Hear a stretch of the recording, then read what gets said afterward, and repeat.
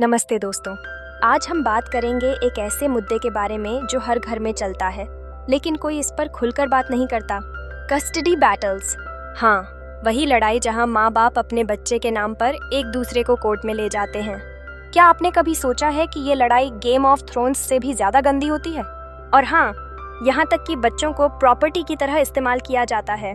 तो चलिए इस विषय को उधेड़ते हैं। भारत में कस्टडी के मामले Hindu marriage act, guardians and wards act और फैमिली कोर्ट्स एक्ट के तहत हल होते हैं। लेकिन सबसे बड़ा अफरा तफरी होता है लीगल कस्टडी और फिजिकल कस्टडी में। लीगल कस्टडी में माँ बाप दोनों बच्चे के लिए डिसीजंस ले सकते हैं, जैसे स्कूल, धर्म, मेडिकल। जबकि फिजिकल कस्टडी में ये तय होता है कि बच्चा किसके साथ रहेगा। कोर्ट का सबसे बड़ा मापदंड होता है चाइल्ड का बेस्ट इंटरेस्ट।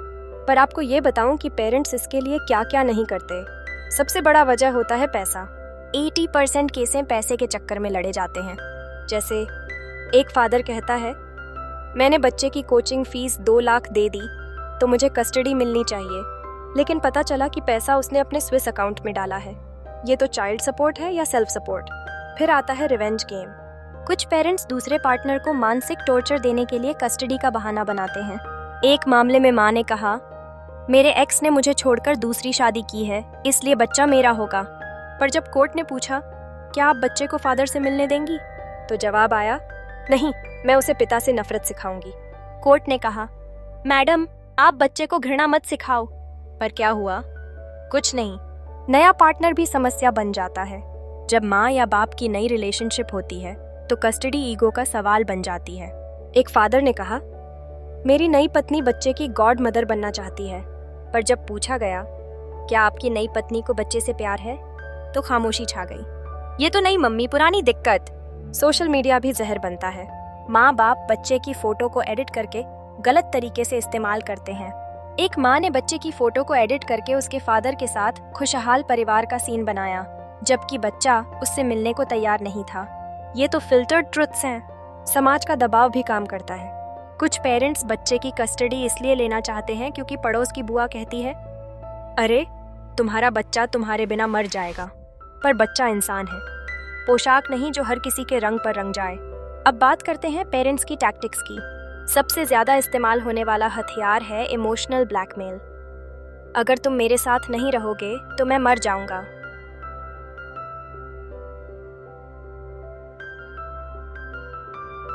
और सबसे खतरनाक, बच्चे को ब्रेन वॉश करना।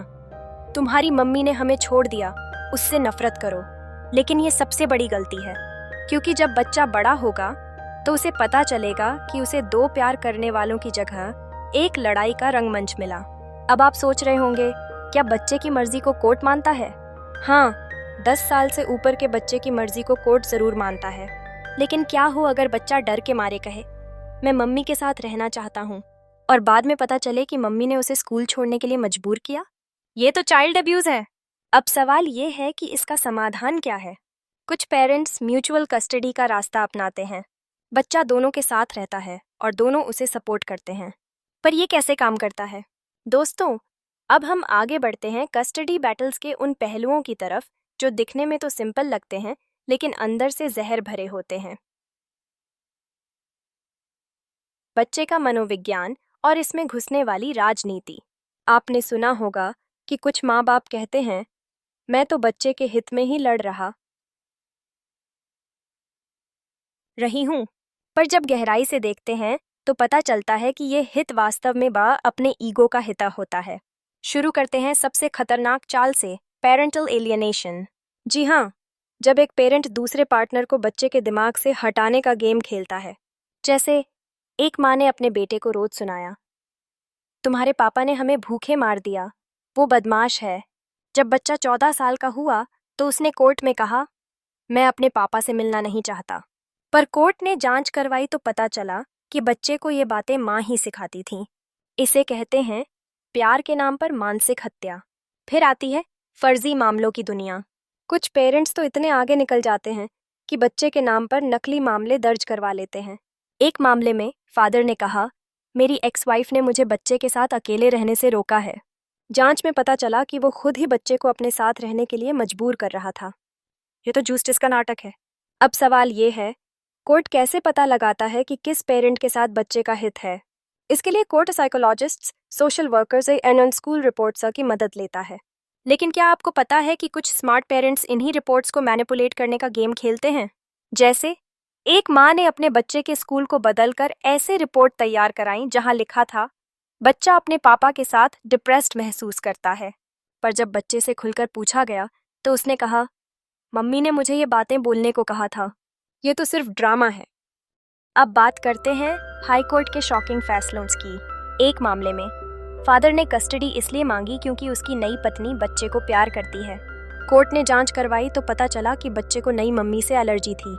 फिर भी कोर्ट ने कहा, बच्चे को दोनों पेरेंट्स का प्यार चाहिए। पर यह फैसला सही है या नहीं, आप ही सोचिए। कुछ मामले तो इतने बेवकूफ़ाना होते हैं कि हंसी आ जाती है।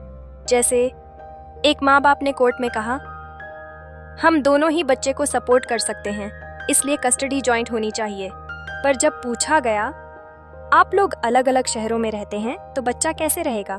तो जवाब आया, वो रोज ट्रेन से आ जा सकता है। कोर्ट का सीधा फैसला, आप लोग बच्चे को ट्रेन नहीं, पागल खाने पहुंचा दोगे।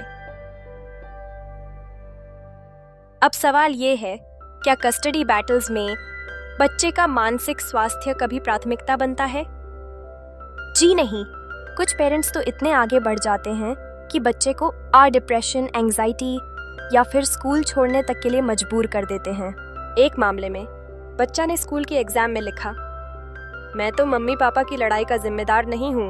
इतना ही काफी है ना? लेकिन दोस्तों, सब कुछ निराशाजनक नहीं है। कुछ और स्मार्ट सॉल्यूशंस भी हैं। जैसे कुछ पेरेंट्स को पेरेंटिंग कासर का रास्ता अपनाते हैं, जहाँ बच्चा हफ्ते में 3 दिन माँ के साथ और 4 दिन बाप के साथ रहता है। या फिर दोनों पेरेंट्स एक ही मोहल्ले में रहकर बच्चे को स्थिरता देते हैं। पर यह काम कैसे करता है? इसके लिए चाहिए तो मैच्योरिटी और हर बच्चे के लिए सच्चा प्यार। अब आते हैं आखिरी सवाल पर, क्या कस्टडी बैटल से बचा जा सकता है? हाँ, अगर पेरेंट्स समझें कि बच्चा इंसान है, प्रॉपर्टी नहीं। अगर वो अपने ईगो को छोड़कर बच्चे की भावनाओं को प्राथमिकता दें। और हाँ, अगर वो समझें कि best interest of the child का मतलब है 2 प्यार करने वालों का साथ, न कि एक का त्याग। तो दोस्तों, अगर आपको लगता है कि इस बातचीत ने आपको कुछ सीखने को दिया है तो कमेंट में बताइए।